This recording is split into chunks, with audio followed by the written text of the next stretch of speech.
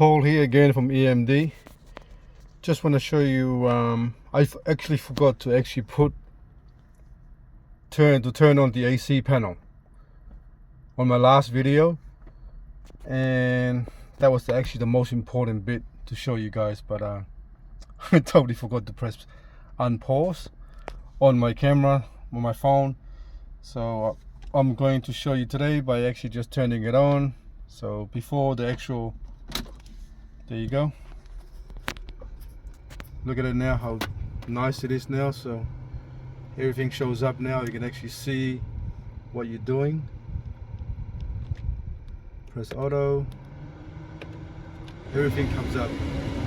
You can actually see what you press, and the little car recirculation comes up now. So everything works perfect. But before, you can't even see the segments, you can't really tell where you are, or you can't even tell if the AC is on or off. And now it's perfect now. So just a quick video to show it is working. So all the 986, 996, if you can't do it yourself, just post it to me and I'll rebuild it and I'll post it back to you. If you're not 100% confident, you can get it done. Okay, thanks for watching and please subscribe.